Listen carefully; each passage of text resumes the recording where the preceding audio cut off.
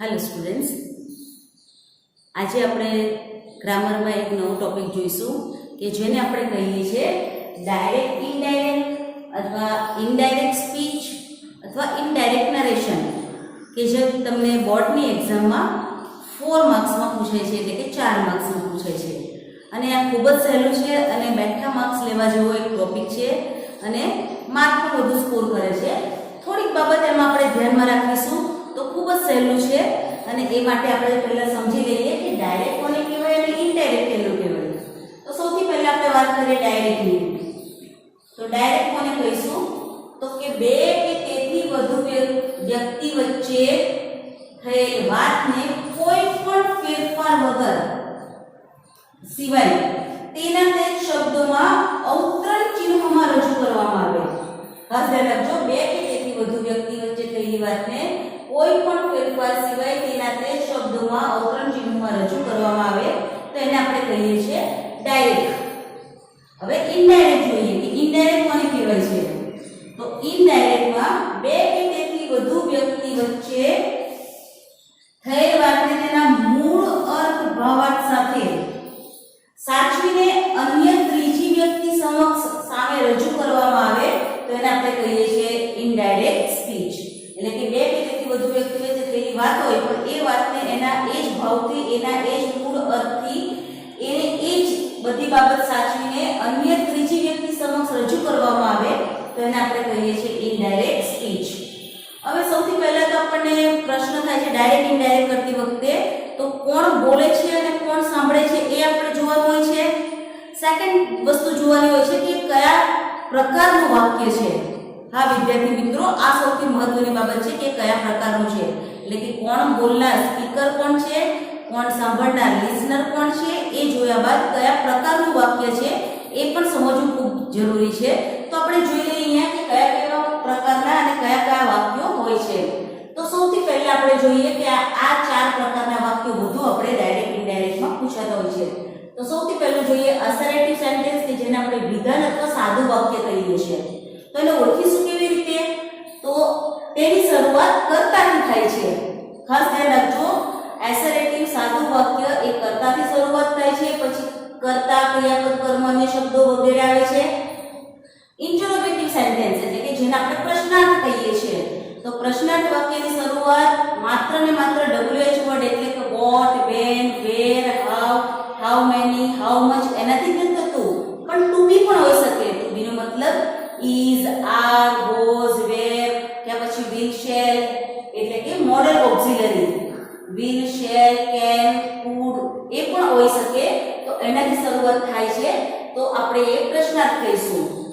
ત્રીજું છે એક્સક્લેમેટરી એટલે કે ઉદ્ગાર વાક્ય, કે જેની અંદર WH એટલે કે વોટ અને હાઉ થી વાક્ય શરૂ થાય અને છેલ્લે ખાસ કરીને તમારે ધ્યાન રાખવાનું એમાં એક્સક્લેમેટરી સાઇન આવશે અને આ પ્રશ્નાર્થની અંદર આવશે પ્રશ્નાર્થ ચિહ્ન. બરાબર છે? અને એમ ઇમ્પરેટિવ સેન્ટેન્સ એટલે કે આજ્ઞાર્થ વાક્ય. ખાસ ધ્યાન રાખજો વિદ્યાર્થી મિત્રો, અહીંયા તમારી વધારે ભૂલ થાય છે. આજ્ઞાર્થ અને વિધાન વાક્ય. તો વિધાન વાક્યની શરૂઆત કર્તાથી થાય છે, જ્યારે આજ્ઞાર્થ વાક્યની શરૂઆત ક્રિયાપદથી થાય છે. અને ખાસ ધ્યાન રાખો કે અમુક ટૂંકા વાક્યો હોય છે આજ્ઞાર્થ વાક્યમાં, કારણ કે એમાં અલગ અલગ ભાવથી વાક્ય રજૂ કરવામાં આવે છે. એ સમજાઈ ગયું?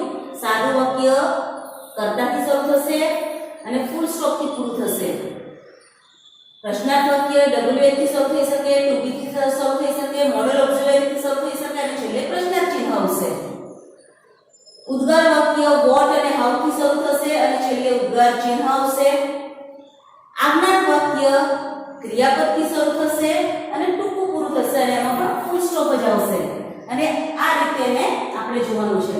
હવે ધ્યાન રાખવાનું છે કે જ્યારે બોલનાર અને સાંભળનારની વચ્ચે આપણે રિપોર્ટિંગ વર્બ મૂકીએ છીએ તો એ રિપોર્ટિંગ વર્બ શું હોય છે? જેમ કે મેં અહીંયા તમને એક વાક્ય રચના મૂકી છે કે ઇનડાયરેક્ટ કરો ત્યારે આ બાબતનું ધ્યાન રાખવાનું છે. જેમ કે પહેલા બોલનાર લખવાનું, પછી રિપોર્ટિંગ વર્બ મૂકવાનો છે. કયા વાક્ય માટે, કયા પ્રકારના વાક્ય માટે કયું રિપોર્ટિંગ વર્બ હોય એ મેં અહીંયા આપેલું છે, ત્યારે આપણે જોઈશું. ત્યાર પછી સાંભળનાર મૂકવાનો વ્યક્તિ મૂકવાનો, પછી કનેક્ટિવ મૂકવાનું છે તમારે, એટલે કે એક કન્જંક્શન વર્ડ મૂકવાનો છે અને પછી જે કે તમારા કર્તા, ક્રિયાપદ, કર્મ અને શબ્દ કે WH થી શરૂ થતું હોય તો એ પ્રમાણે કે જે વાક્ય રચના આપી હોય એ આપણે ઉદાહરણમાં જોઈશું એ રીતે કરવાનું છે. તો તો તમારું સૌથી પહેલા બોલનાર વ્યક્તિ પછી રિપોર્ટિંગ વર્બ શું આવશે તો કે સાદા વાક્યમાં તમે મૂકશો ટોલ્ડ, બરાબર છે.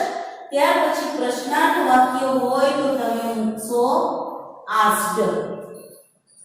હવે ઉદ્ગારમાં જુઓ તો ઉદ્ગારની અંદર તમારે મૂકવાનું છે એક્સક્લેમ્ડ વિથ કરીને પછી અલગ અલગ ભાવ મૂકવાના. જેમ કે અહીંયા મેં મૂક્યું છે ત્યારે ગ્લેડલી, તો એક્સક્લેમ્ડ વિથ ગ્લેડલી આવો શબ્દ મૂકવાનો જો આનંદથી રજૂઆત કરવાની હોય. ઉદાસ થઈને હોય તો સેડલી છે ને, વખાણ કરતા હોય તો પ્રેઝ. આ રીતે બધા તમારા શબ્દો થોડા મૂકવાના રહેશે કે જે તે ભાવ માટે જે તે તમારે શબ્દ મૂકવાના રહેશે એ ખાસ ધ્યાન રાખવું. ત્યાર પછી આજ્ઞાર્થ વાક્યમાં, તો આજ્ઞાર્થ વાક્ય માટે રિપોર્ટિંગ વર્બ ઘણા બધા છે તો ખાસ ધ્યાન રાખજો. જેમ કે રિપોર્ટિંગ બોલનાર અને સાંભળનારની વચ્ચે હોઈ શકે. રિક્વેસ્ટેડ જો વિનંતીનો ભાવ હોય તો, કોઈ હુકમ કરતું હોય તો આપણે મૂકીશું ઓર્ડર્ડ, સલાહ આપતા હોય તો આપણે લખીશું એડવાઇઝડ, સૂચન કરતા હોય તો સજેસ્ટેડ, સૂચના આપતા હોય તો ઇન્સ્ટ્રક્ટેડ, ચેતવણી આપતા હોય તો વોર્ન, ધમકી આપતા હોય તો થ્રેટન્ડ, અને આ સિવાય કોઈ પણ ભાવ ન જણાતો હોય તો તમારે મૂકવાનું રહેશે ટોલ્ડ અથવા આસ્ક્ડ. આ બધાને આપણે કહીશું રિપોર્ટિંગ વર્બ, બરાબર છે. તો આ બધા રિપોર્ટિંગ વર્બ તમારે ધ્યાન રાખવાના છે ખાસ કરીને આજ્ઞાર્થ વાક્ય માટે. હવે ધ્યાન રાખીએ કે એના પછી આપણે મૂકીશું સાંભળનાર, અને સાંભળનાર પછી મૂકીશું કનેક્ટિવ. તો કનેક્ટિવ કેવા હશે તો કે સાદા વાક્યમાં કનેક્ટિવ આવશે ધેટ. હવે ખાસ કરીને પ્રશ્નાર્થ વાક્યમાં ધ્યાન રાખજો કે પ્રશ્નાર્થ વાક્યમાં WH વાળું હોય તો if મૂકવાનું નથી, પણ WH હોય તો if નહીં મૂકવું. પણ WH સિવાય હોય જેમ કે to be હોઈ શકે અથવા મોડલ ઓક્સિલરી હોય, can થી શરૂ થતું હોય, is થી શરૂ થતું હોય, are થી પ્રશ્નાર્થ શરૂ થતું હોય તો કમ્પલસરી તમારે if મૂકવાનું રહેશે. એટલે કે if તમે મૂકશો ક્યાં તો કે to be plus model auxiliary થી જો વાક્ય શરૂ થતું હોય તો તમારે ફરજિયાત if મૂકવાનું રહેશે. અને WH વાળા એટલે what, when, where, why, how long હોય તો તમારે if મૂકવાનું નથી. આ ખાસ ધ્યાન રાખજો. ત્યાર પછી અહીંયા તમારે જે એક્સક્લેમેટરી વાક્ય છે એની અંદર ફરીથી કનેક્ટિવ મૂકવાનું રહેશે that. આ એક ધ્યાન રાખજો. અને જ્યારે આજ્ઞાર્થ વાક્ય હોય ત્યારે તમારે કનેક્ટિવ મૂકવાનું છે ટુ અને મૂળ ક્રિયાપદથી વાક્ય શરૂ કરવાનું રહેશે. જો હકાર હોય તો, અને જો નકાર હશે તો નોટ ટુ કરીને મૂળ ક્રિયાપદ મૂકવાનું રહેશે. એટલે કે આટલી બાબતનું તમારે ધ્યાન રાખવાનું છે. હવે જ્યારે ડાયરેક્ટમાંથી ઇનડાયરેક્ટ કરીએ છીએ તો ખાસ કરીને આપણે એક સ્ટેપ મહત્વનું છે અને એ છે સર્વનામમાં ફેરફાર કરવાના. એટલે કે જે બોલનાર છે એ ત્રીજા વ્યક્તિ સામે જ્યારે રજૂ કરે છે ત્યારે શું ધ્યાનમાં રાખીશું તે આ કોઠા દ્વારા સમજીએ. જેમ કે આઈ હોય તો કરીશું મી, સંબંધક વિશેષણ કરીશું માય, સંબંધક સર્વનામ કરીશું માઇન્ડ, સો વાચક થશે માય સેલ્ફ. જો કર્તા તરીકે વી હોય તો થશે અસ, અવર, અવર્સ, અવર સેલ્વ્સ. કર્તા યુ હોય તો થશે યુ, યોર, યોર્સ, યોરસેલ્ફ અથવા યોરસેલ્વ્સ. કર્તા તરીકે હી હોય તો થશે હિમ, હિઝ, હિઝ, હિમસેલ્ફ. કર્તા તરીકે જો શી હશે તો હર, હર, હર્સ, હરસેલ્ફ. કર્તા તરીકે ઈટ હશે તો ઈટ, ઇટ્સ, ઇટ્સ, ઇટસેલ્ફ. અને ધે તરીકે કરતા હોય તો આવશે ધેમ, ધેર, ધેર્સ અને ધેમસેલ્ફ. આ કોઠો બહુ સમજાય નહીં તો કઈ વાંધો નહીં, બહુ ગંભીરતાથી ન લેતા, થોડું ધ્યાનમાં રાખજો. વાક્ય જોશો તો એ તમને વધારે સહેલી રીતે સમજ પડશે કે ડાયરેક્ટમાંથી ઇનડાયરેક્ટ કઈ રીતે બને છે. તો હવે આપણે જોઈએ કે આ જે બધા વાક્યો પર ખાસ ધ્યાન રાખજો કે એસરેટિવમાં ટોલ્ડ અને ધેટ મૂકીશું, ઇન્ટરોગેટિવમાં આસ્ક્ડ અને ઇફ મૂકીશું, પણ WH માં ઇફ નહીં મૂકવું. ઉદ્ગાર માટે WH અને હાઉ થી શરૂ થતું હોય તો એક્સક્લેમેટિવ કરીને અલગ અલગ ભાવ મૂકીશું. જેમ કે આનંદમાં છે તો ગ્લેડલી મૂકવું છે, પછી ઉદાસ છે તો સેડલી છે, વખાણ કરે છે તો પ્રેઝ છે અથવા એડમાયર છે. આવા અલગ અલગ ભાવ મૂકીને આપણે વાક્યને કમ્પ્લીટ કરીશું. અને આજ્ઞા હોય તો requested, order, advice, suggested, instructed, warned, threaten. કોઈ ભાવ ન દેખાય ટોલ્ડ અને આસ્ક કરીને મૂળ ક્રિયાપદને આગળ ટુ મૂકીને એટલે કે ટુ થી જોડીને મૂળ ક્રિયાપદ નકારમાં અને નકારમાં નોટ ટુ કરીને આપણે વાક્યને જોઈશું. તો હવે આપણે જોઈએ એના એક્ઝામ્પલ. સેન્ટેન્સીસ જોતા પહેલા આપણે જોઈ લઈએ કે ડાયરેક્ટમાંથી ઇનડાયરેક્ટ કરતી વખતે કેટલાક શબ્દો એવા છે કે જેમાં આપણે ચેન્જીસ કરવા પડે છે. સર્વનામમાં તો કરીએ જ આપણે ટેબલમાં જોયું એ પ્રમાણે, પણ હવે કેટલાક શબ્દો એવા છે કે જેને આપણે ચેન્જ કરીશું. જેમ કે અત્યારે જોઈએ નાવ એટલે હમણાં હોય તો તેનું કરીશું ઇનડાયરેક્ટમાં ધેન, THEN. હિયર હોય તો કરીશું ધેર ઇનડાયરેક્ટમાં. THIS ધીસ હોય તો કરીશું ધેટ. THESE બહુવચન ધીસ હોય તો કરીશું ધોઝ. ટુડે હોય તો કરીશું આપણે ધેટ ડે. યસ્ટરડે હોય તો કરીશું ધ પ્રીવિયસ ડે. ટુમોરો હોય તો કરીશું the next day. The last માની લો કે વેકેશન કે ધ લાસ્ટ દિવાળી એવું કંઈક આપેલું હોય તો આપણે લખીશું ધ પ્રીવિયસ વેકેશન અથવા the previous Diwali. The next year કે નેક્સ્ટ મંથ એવું કંઈક આપેલું હશે તો ફોલોઈંગ પછી મંથ કે યર જે કંઈ હોય તે લખીશું. એટલે કે ધ નેક્સ્ટ હોય તો ફોલોઈંગ, ધ લાસ્ટ હોય તો પ્રીવિયસ, અને ધસ હોય તો સો કરીશું. ત્યાર પછી સો ફાર અથવા યેટ હોય તો એનું કરીશું ટીલ ધેટ ટાઈમ ઇનડાયરેક્ટમાં. અગો આપેલું હોય તો એનું કરીશું બિફોર, અને કમ આપેલું હોય તો એનું કરીશું ગો. પણ દરેક વખતે નહીં, કે આપણે સેન્ટેન્સીસમાં જોઈશું. એટલે ડાયરેક્ટમાંથી ઇનડાયરેક્ટ કરતી વખતે આ શબ્દો તમારે ધ્યાન રાખવાના છે. ખાસ કરીને યસ્ટરડે નું ધ પ્રીવિયસ, ટુમોરો નું the next day, the last નું ધ પ્રીવિયસ, ધ નેક્સ્ટ નું ધ ફોલોઈંગ, અને ટુડે નું ધેટ ડે. આ ખાસ ફેરફાર તમારે ધ્યાનમાં રાખવાના છે. હવે એની સાથે સાથે આપણે જોઈ લઈએ કે ટેન્સમાં કેવી રીતે ફેરફાર કરીશું. આપણને ખ્યાલ છે કે વર્તમાન કાળ હોય તો એનું ભૂતકાળ કરીએ છીએ, ભૂતકાળ હોય તો એનું પૂર્ણ ભૂતકાળ કરીએ છીએ, બરાબર છે એ રીતે. તો એમાં શું કરીશું, તો તમે ક્રિયાપદને ધ્યાન આપજો. એ મેં તમને ટેન્સ માટે એક આખું ટેબલ જેવું બનાવ્યું છે કે જેમાં તમને ખબર પડશે કે કયો શબ્દ હોય તો શું ફેરફાર કરવો. જેમ કે એમ ઇઝ આ તમને ડાયરેક્ટ વાક્યમાં દેખાય તો તમે કરશો એક વચન હોય તો વોઝ અને બહુવચન હોય તો વેર. એ જ રીતે ડુ નોટ ને ડઝ નોટ આપેલું હોય ડાયરેક્ટમાં તો ઇનડાયરેક્ટમાં કરીશું આપણે ડીડ નોટ. જો ડાયરેક્ટમાં ડુ કે ડઝ આપેલું હોય તો આપણે ડુ ડઝ ને કાઢીને એની જગ્યાએ વી ટુ મૂકીશું, એટલે ક્રિયાપદનું બીજું રૂપ મૂકીશું. હેઝ હેવ ડાયરેક્ટમાં આપેલું હોય તો એનું આપણે કરીશું હેડ, અને હેડ કરીશું એટલે આપણે V3 ને પણ મૂકીશું. વોઝ વેર હોય તો આપણે મૂકીશું હેડ બીન પ્લસ એની સાથે કરીશું V3 ને. ડીડ આપેલું હોય અથવા V2 એટલે કે પાસ્ટ ટેન્સ નું ક્રિયાપદ આપેલું હોય તો આપણે કરીશું હેડ અને V3. જો ડાયરેક્ટમાં શેલ બી આપેલું હોય તો આપણે કરીશું વુડ. ખાસ ધ્યાન રાખજો, શેલ અને બી બંનેનું આપણે કરવાનું છે વુડ. કેન નું કરીશું કુડ, મે નું કરીશું માઇટ, અને જો મસ્ટ આપેલું હોય તો મસ્ટ નું તો મસ્ટ જ રહેશે. આટલા પ્રકારના તમે ટેન્સીસના ધ્યાનમાં રાખશો ચેન્જીસને. હવે આપણે વાત કરી હતી ચાર પ્રકારના વાક્યોમાં કે જેની અંદર રિપોર્ટિંગ વર્બ આપણે જોયું તો સાદા વાક્યમાં છે ટોલ્ડ, સેકન્ડમાં છે આપણી પાસે પ્રશ્નાર્થમાં આસ્ક્ડ, ઉદ્ગારમાં એક્સપ્લેન્ડ વિથ, અને આજ્ઞા હોય તો ઘણા બધા એડવાઇસ, ઓર્ડર્સ બધા છે. તો કેટલાક એવા છે કે એના સિવાય રાખવા હોય તો રિપોર્ટિંગ વર્બમાં શું મૂકવું તો એ જોઈ લઈએ. પહેલા કે જો વાક્ય કોઈક આપેલું હોય અને એના નીચે યસ કે નો આપેલું હોય તો આપણે લખીશું રિપ્લાઇડ પોઝિટિવલી.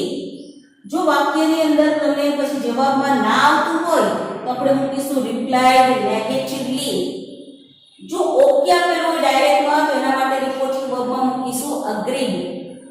થેન્ક્સ આપેલું હોય તો રિપોર્ટિંગ વર્બમાં મૂકીશું થેન્ક્ડ. સોરી આપેલું હોય તો બેગ પાર્ડન. જવાબ આપવા માટે જનરલ હોય તો રિપ્લાઇડ, એટલે કોઈ પૂછતા હોય એને જવાબ આપતા હોય તો રિપ્લાઇડ. ફરીથી પૂછવા માટે આપણે મૂકીશું અગેન આસ્ક્ડ. કોઈ વાતને ઉમેરવી હોય એટલે કે એક વાક્ય બોલી ગયા છે અને પાછું ફરીથી એને જ વક્તા સ્પીકર બોલે છે તો આપણે મૂકીશું એન્ડ એડેડ ધેટ. ને સમજાવવા માટે હોય તો એક્સપ્લેન. અને જો કોઈ આપણે કોઈને શુભેચ્છા પાઠવતા હોય, જેમ કે આપણે સવારે મોર્નિંગમાં કહીએ છીએ ગુડ મોર્નિંગ, તો આપણે મૂકીશું એના માટે રિપોર્ટિંગ વર્બમાં આવશે વિઝ્ડ. બરાબર છે? તો આવા જ રિપોર્ટિંગ વર્બને પણ તમે ધ્યાનમાં રાખશો. અને હવે જોઈએ કેટલાક એક્ઝામ્પલ કે જે 9-10 માં તમને આ રીતે અલગ અલગ સેન્ટેન્સીસમાં પૂછાય છે, જ્યારે 11-12 માં તમને ડાયલોગ સ્વરૂપ છે. પણ સેન્ટેન્સીસ આવડતા હશે તો ડાયલોગ ખૂબ જ સહેલાઈથી આવડી જશે, એટલે કે ફાવી જાય છે. પહેલું ઉદાહરણ જોઈએ તો કે મોના આસ્ક્ડ ટુ કેયુર. ઇન્વર્ટેડમાં વાક્ય છે આઈ રાઇટ માય લેસન. તો બોલનાર છે સ્પીકર છે મોના, લિસનર છે કેયુર, અને આપણે એનું ઇનડાયરેક્ટ કરીશું તો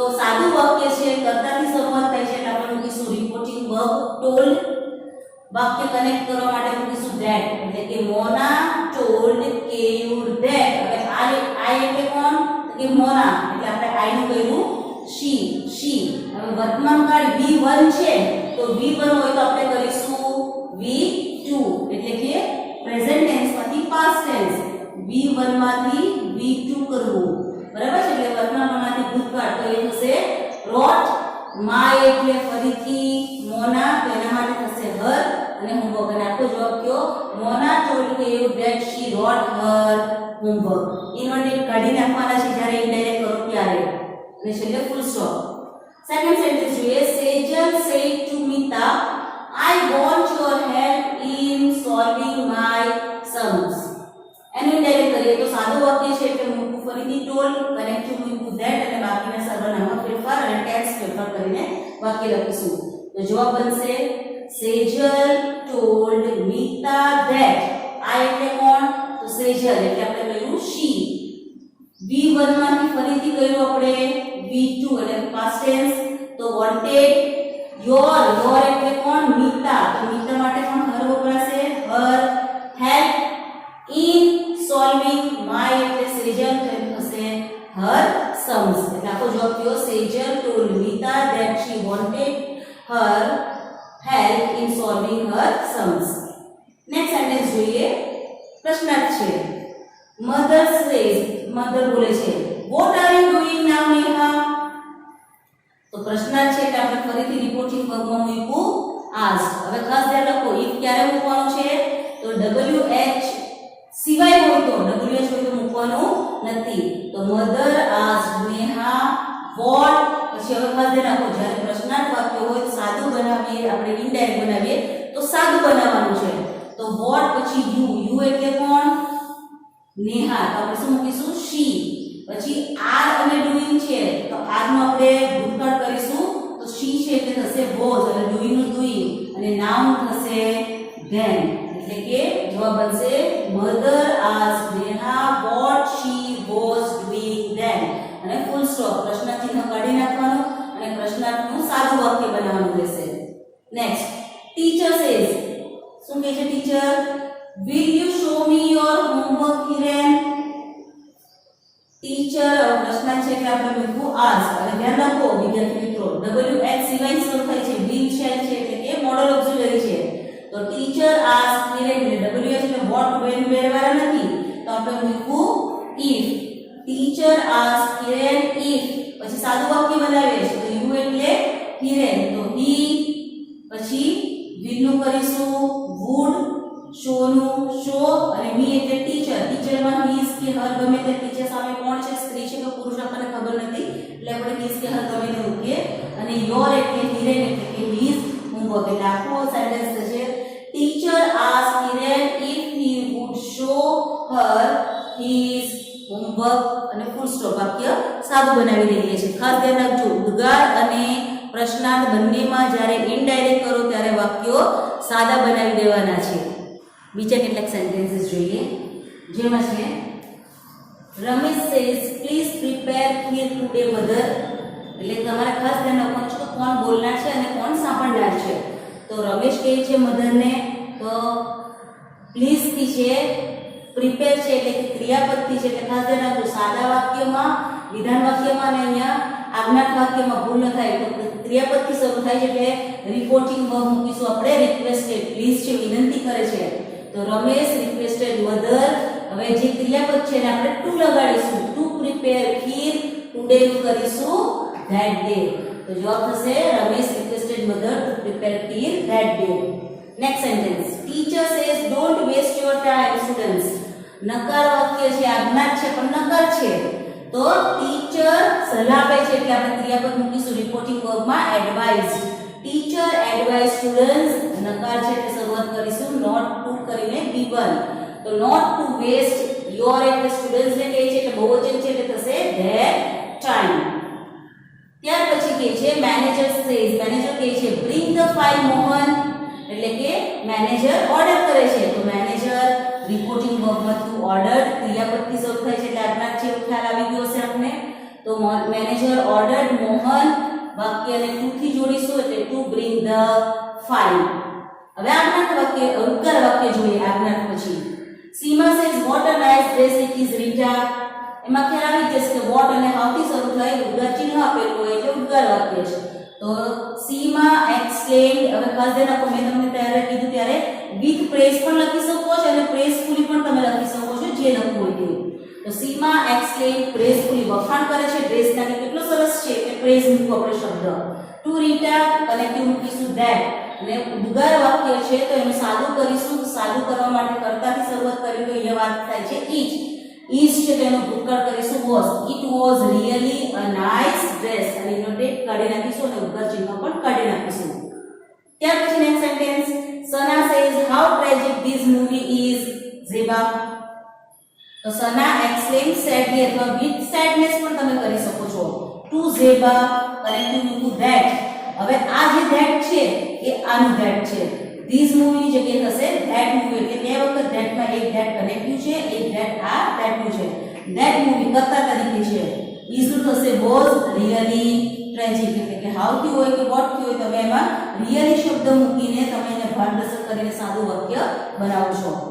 ત્યાર પછી વિદ્યાર્થી મિત્રો ખાસ ધ્યાન આપજો, કેટલાક તમને આજ્ઞાર્થ વાક્યમાં જ ક્રિયાપદ તો શોધ થાય છે, પણ લેટ અને લેટ્સ વાળા વાક્ય પણ તમને પરીક્ષામાં પૂછાય છે, તેને જોઈએ. તો હવે એના માટે ખાસ તમારે ધ્યાન આપવાનું છે કે રિપોર્ટિંગ વર્બમાં દર વખતે તમે મૂકશો suggested. Kavita says let's go for shopping Arjun. તો કવિતા રિપોર્ટિંગ વર્બમાં આવશે સજેસ્ટેડ, અર્જુનને કહે છે કનેક્ટિવ મૂકીશું ધેટ. બરાબર છે. હવે અહીંયા વ્યક્તિ કવિતા અને અર્જુન છે, એટલે કે ત્રીજા બે સામેના વ્યક્તિ છે, તો આપણે મૂકીશું કવિતા સજેસ્ટેડ અર્જુન ધેટ ધે, એટલે કારણ કે બે છે. લેટ્સ ચાલો આપણે કહે છે એટલે ધે, અને દર વખતે શબ્દ મૂકીશું અહીંયા શુડ. ખાસ ધ્યાન રાખજો, લેટ્સ વાળા વાક્યમાં શબ્દ આપણે મૂકીશું should. Suggested Arjun that they should go for shopping. માની લો કે અહીંયા કર્તામાં તમને કવિતા નથી પણ આય આપેલું છે. બરાબર છે. તો આઈ સજેસ્ટેડ અર્જુન ધેટ, તો અહીંયા થશે વી શુડ. જો બોલનાર હું હોય પોતે, થર્ડ પર્સન નથી, તો અહીંયા મૂકીશું we should go for shopping. જો હું બોલું છું તો, પણ હું નથી બોલતી, થર્ડ પર્સન બોલે છે, તો મૂકીશું ધે શુડ. નેક્સ્ટ સેન્ટેન્સ એવું છે, Mrs Shah says let's go to my home to meet my mother tonight Anju. તો મિસિસ શાહ ફરીથી આપણે મૂકવું લેટ્સ વાળું વાક્ય છે એટલે સજેસ્ટેડ. તો Mrs Shah suggested Anju connective મૂકવું ધેટ. એ બે જણા વ્યક્તિ છે એટલે આપણે મૂકવું ધે, ફરજિયાત મૂકીશું should. They should go to. Mrs Shah કહે છે એટલે આપણે કહ્યું હર હોમ ટુ મીટ, એના જ મમ્મીને મળવાનું છે એટલે હર મધર, અને ધીસ ટુ નાઇટ છે તો એનું કરીશું આપણે ધેટ નાઇટ. બરાબર છે. એટલે જવાબ બનશે Mrs Shah suggested Anju that they should go to her home to meet her mother that night. માની લો કે અહીંયા ફરીથી પાછું આપણે I મૂકીએ કે I says let's go to my home to, તો શું બનશે I suggested Anju that we should go to my home to meet my mother. આ રીતે થશે. તમારે ધ્યાન રાખવાનું છે થોડું કે ક્યાં ક્યાં ફેરફાર થાય છે. હવે કેટલાક વાક્ય લેટ થી ખાલી આવે છે. આ આપણે જોયા એ લેટ્સ વાળા જોયા. અહીંયા છે લેટ વાળું. લેટ વાળું વાક્ય હોય ત્યારે આપણે આ રીતે કરીશું. Raj says let me read your story book Smita. બરાબર છે. તો રાજ આપણે ત્યાં મૂકીશું રિક્વેસ્ટેડ. રાજ રિક્વેસ્ટેડ સ્મિતા, અહીંયા કનેક્ટિવ મૂકીશું ટુ લેટ. ખાસ ધ્યાન રાખજો, પહેલા હું મૂકું છું ધેટ ધે શુડ, અને હું બોલનાર હોય તો વી શુડ. પણ અહીંયા જ્યારે લેટ વાળું વાક્ય હોય તો રાજ રિક્વેસ્ટેડ સ્મિતા, તો આપણે મૂકવાનું છે ટુ. ટુ લેટ પછી મી એટલે કોણ, તો કે રાજ, એટલે થશે હિમ. રીડ હર સ્ટોરી બુક. બરાબર છે. એટલે ખાસ ધ્યાન રાખજો, લેટ વાળા વાક્યમાં ટુ લેટ પછી જે તે કર્તાનું સર્વનામ. હવે આપણે જોઈએ કે યસ નું વાળા વાક્ય હોય તો કેવી રીતના આપણે લખીશું જવાબ. તો Sonal says have you done your homework. Yes said Kirit. બરાબર. કિરીટ કહે છે કે હા. તો સોનલ, હવે પ્રશ્નાર્થ છે તો પહેલા આવી ગયો એટલે આસ્ક છે. કિરીટને પૂછે છે, WH સિવાય છે એટલે આપણે મૂકીશું if. તો સોનલ આસ્ક કિરીટ if. સાદું વાક્ય બનાવીશું યુ એટલે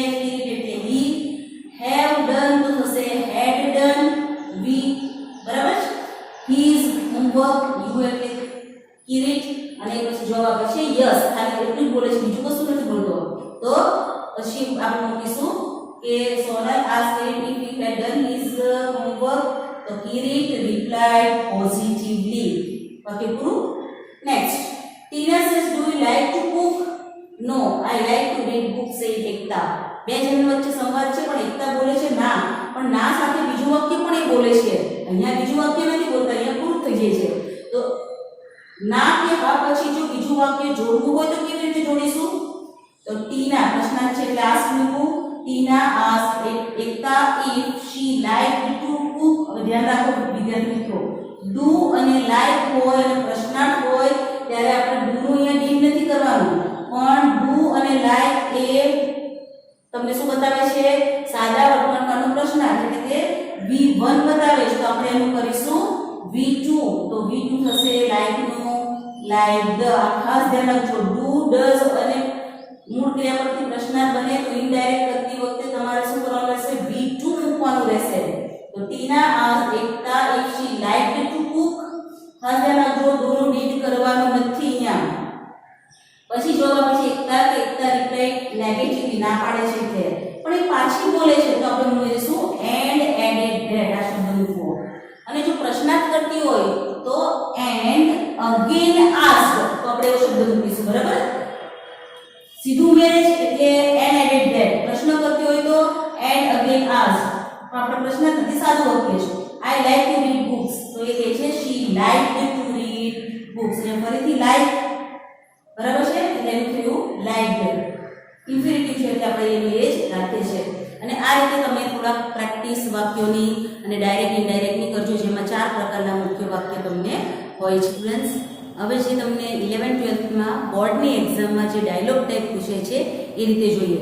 સૌથી પહેલા તમે ધ્યાન રાખશો કે ડાયલોગ જે તમને આપેલો છે એમાં કોણ બોલે છે અને કોણ સાંભળે છે. એટલે બોલનાર અને સાંભળનાર, લિસનર અને સ્પીકર પહેલા ડિસાઈડ કરો. સેકન્ડ, કયા પ્રકારનું વાક્ય છે એ નક્કી કરો. ટેન્સ કયો છે અને એ પ્રમાણે ચેન્જીસ કરો. ખૂબ જ સહેલું છે. જોઈએ અહીંયા paragraph. Have you ever traveled in the plane? said Samir. No, said Khushi. જો અહીંયા બોલનાર સાંભળનાર બંને આપેલા છે. પછી આગળ તો do you want to go Kashmir in plane? પણ કોણ બોલે છે એવું આપ્યું નથી, તો તમારે અનુમાન કરવાનું છે કે આ વાક્ય કોણ બોલ્યું હશે. તો એ સમીર બોલે છે. અને જવાબ કે છે યસ, તો એ કોણ બોલ્યું હશે? ખુશી. તમારે અનુમાન કરીને સંવાદથી લખવાનું રહેશે. તો ઇનડાયરેક્ટ કરીએ તો સમીર આસ્ક્ડ ખુશી, પ્રશ્નાર્થ વાક્ય છે, WH સિવાયનું છે એટલે if કર્યું. સાદું વાક્ય બનાવીશ તો યુ એટલે ખુશી એટલે સી. પૂર્ણ વર્તમાનકાળ છે, હેડ અને ટ્રાવેલ છે, હેવ અને ટ્રાવેલ છે તો આપણે કહ્યું હેડ અને ટ્રાવેલ. તો had ever travelled in plane, full stop. સાદું વાક્ય બનાવ્યું. પછી ખુશી કહે છે ના, તો ખુશી રિપ્લાઇડ નેગેટિવલી, જવાબ આપે છે નથી કહ્યું. તો પછી આગળ સમીર પૂછે છે, સમીર આસ્ક્ડ ઇફ શી. તો ડુ અને વોન્ટ હોય, V1 આપેલું હોય તો આપણે કરીશું V2. ખાસ ધ્યાન આપજો, ડુ નું ડીડ કરવાનું નથી. ડુ ડઝ થી પ્રશ્નાર્થ વાક્ય હોય તો જે ક્રિયાપદ હોય એનું V2 મૂકવું. તો wanted to go Kashmir in plane. ખુશી પછી જવાબ આપે છે પોઝિટિવમાં, તો ખુશી રિપ્લાઇડ પોઝિટિવલી. આ રીતે તમારે જાતે એડ કરીને લખવું પડશે. નેક્સ્ટ જોઈએ ડાયલોગ પાછો. Lady says show me this sari please. Salesman says pink. It is very costly. How much, કેટલી પ્રાઇસ છે? તો 8000. અહીંયા ડાયલોગ બહુ શોર્ટમાં આપેલો છે, એ શોર્ટને તમારે થોડુંક લેન્થ કરવાનું રહેશે, એટલે કે બોલનાર સાંભળનાર કોણ છે એ અનુમાન કરી જવું પડશે. એટલે સૌથી પહેલા તો પ્લીઝ કરે એટલે રિક્વેસ્ટ કરે છે. તો લેડી રિક્વેસ્ટેડ ટુ સેલ્સમેન, આજ્ઞા વાક્ય છે એટલે ટુ થી શરૂ થયું. ટુ શો હર, લેડી છે એટલે હર ધેટ સાડી, ધીસ થશે ધેટ. સેલ્સમેન આસ્ક્ડ ઇફ, હવે જો અહીંયા ખાલી એટલું લખ્યું છે પિંક. પિંક સાડી જોવા માંગો છો તો if she wanted to see. આ વાક્ય તમારે અહીંયા શબ્દો ઉમેરવા પડશે કારણ કે બધું અધ્યાહાર છે. શું તેણે પિંક સાડી જોવા માંગે છે? અને પછી કે છે and added that, શું કહે છે? it is very costly. તો it was very costly, present tense નું past tense. Lady asked how much the price of that sari. અહીંયા ખાલી એટલું જ આપ્યું છે હાઉ મચ કેટલા, તો કેટલા રૂપિયા તે સાડીના છે. સેલ્સમેન રિપ્લાઇડ ઇટ વોઝ, ફરીથી આખું ઉમેરો રહેશે 8000 રૂપીસ. હવે વિદ્યાર્થી મિત્રો અહીંયા બે મેં પેરેગ્રાફ તમને બીજા ડાયલોગ આપ્યા છે જે તમારા હોમવર્કમાં જાતે કરવાના છે. અને આને જેવા બીજા પણ કેટલાક ટેક્સ્ટ બુકના પણ કરજો, કારણ કે તમને બોર્ડની એક્ઝામમાં ટેક્સ્ટના પણ પૂછાય છે અને આવી રીતના બહારથી પણ હોય છે. Stranger says, "What a nice building the Taj Mahal is." Man says, "I come every year to see it." Really? કોણ બોલે છે? તમારે અનુમાન કરવાનું છે. I will come next year. હું આવતા વર્ષે આવીશ. કોણ બોલે છે? બેમાંથી તમે અનુમાન કરી શકશો. નેક્સ્ટ હોમવર્કનો પેરેગ્રાફ છે.